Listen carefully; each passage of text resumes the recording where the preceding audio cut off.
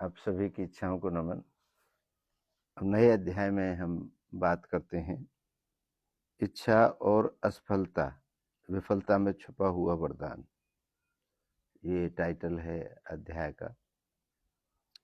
असफलता केवल एक अंत नहीं होती, बल्कि वह एक संकेत होती है, यह दर्शाने के लिए कि अभी और परिश्रम और धैर्य की आवश्यकता है।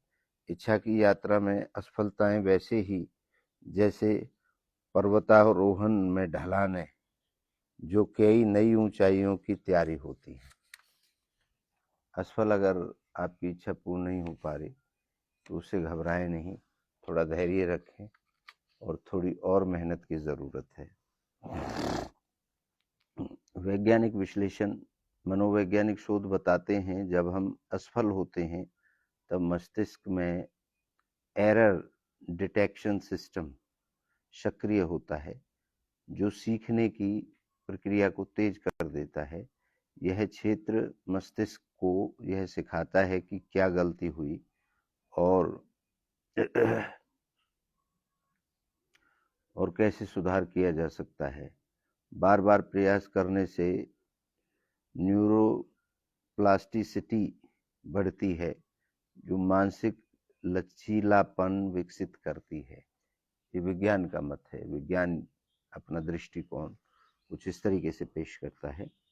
आध्यात्मिक दृष्टिकोण, रामायण में रावण के अंत के बाद जब राम ने विभीषण को लंका का राज्य सौंपा तब कहा, जिसने जीवन में पराजय सही है वही सच्चा राजा बन सकता है। भगवत गीता में भी कृष्ण कहते हैं, कर्म करो, फल की चिंता मत करो। असफलता कर्म का परिणाम नहीं बल्कि अभ्यास का एक चरण होता है। ये आध्यात्मिक दृष्टिकोण है। स्वामी राजेंद्र देव जी महाराज यानी हमारा संदेश क्या है? असफलता वह दीपक है जो सफलता के मार्ग पर रोशनी करता है। जो गिरने से डरते हैं वे उठने की कला नहीं सीख पाते। जो घबराते हैं असफल होने से वो कभी सफल नहीं हो पाते। इच्छा यदि सच्ची हो तो असफलता उसे और अधिक पवित्र बना देती है। अगर इच्छा में आप असफल हो रहे हैं तो अगर वो पवित्र है तो और गहराई से पूर्ण होगी। पौराणिक उदाहरण है, एकलव्य को जब गुरु द्रोणाचार्य ने अंगूठा मांगा तब वह चाहकर भी सफलता की परिपूर्णता को प्राप्त न कर सका, लेकिन उसने हार नहीं मानी। उसकी इच्छा गुरु सेवा की थी और उसी सेवा ने उसे महान धनुर्धर बना दिया। एकलव्य ने अपना अंगूठा भी दे दिया लेकिन फिर भी उसको महान धनुर्धर की श्रेणी में रखा गया।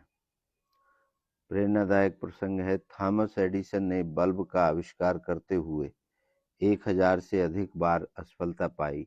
उन्होंने कहा, मैं 1000 बार असफल नहीं हुआ, मैंने 1000 तरीके सीखे हैं कि बल्ब नहीं बनता है। इन 1000 तरीकों से बल्ब बन नहीं सकता, ये मैंने सीखा है, मैं असफल नहीं हुआ। तो ये थॉमस एडिसन का कहना था। अभ्यास के लिए कुछ प्रश्न हैं। हर असफलता के बाद 3 बातें लिखें। मैंने क्या सीखा, क्या सुधार करूँगा और अगली बार क्या करूँगा। नंबर 2, अपनी असफलता को एक पत्र के रूप में लिखें और उसे स्वीकार करें।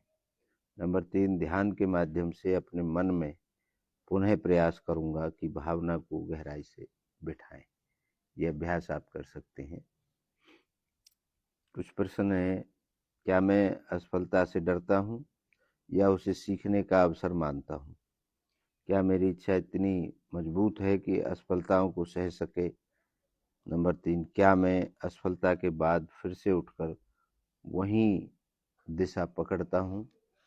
उदाहरण, असफलता अंत नहीं अध्याय है, वह इच्छा को परिपक्व बनाती है। स्वामी राजेंद्र देव महाराज। यह हमारा कथन है, असफलता अंत नहीं है, वह अध्याय है, इच्छा को और परिपक्व बनाती है। निष्कर्ष इस अध्याय का, वास्तव में असफलता वह शिला है जिस पर सफलता की मूर्ति गढ़ी जाती है। जो व्यक्ति असफलताओं को सहता है वही अंततः इच्छा की सिद्धि को प्राप्त होता है। जो व्यक्ति तैरना, एक बात याद आ गई, एक व्यक्ति बड़ा लालायित था, वो तैरना सीखना चाहता था। रोज जाता था नदी के किनारे और किनारे पर खड़ा होके पानी की तरफ देखता था और किताब पढ़ता था। उस किताब में तैरने के तरीके लिखे हुए थे, रोज उनको पढ़ के वापस आ जाता था। तो एक दिन उसने बड़ा ढिंढोरा पीट दिया।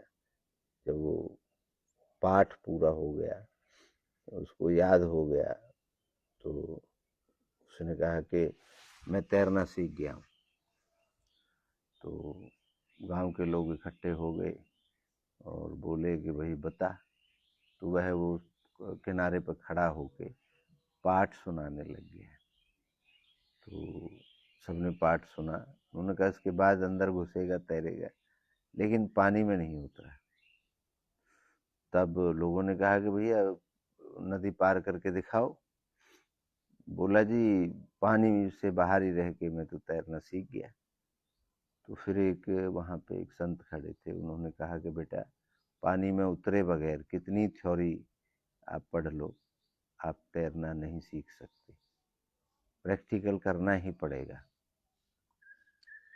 आप चाहे कितना ही पानी का, सुंदर पानी का पाठ पढ़ लो, लेकिन आपकी प्यास तभी बुझेगी जब आप पानी पिएंगे। तो उसको पानी में उतरना ही पड़ेगा जिसको तैरना सीखना है।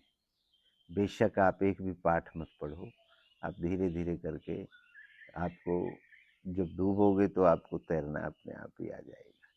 आप हाथ पैर मारोगे और फिर किनारे पे आ जाओगे, फिर ट्राई करोगे, फिर आ जाओगे, फिर ट्राई करोगे। बार बार करने से आपको किसी गुरु की ज़रूरत नहीं है।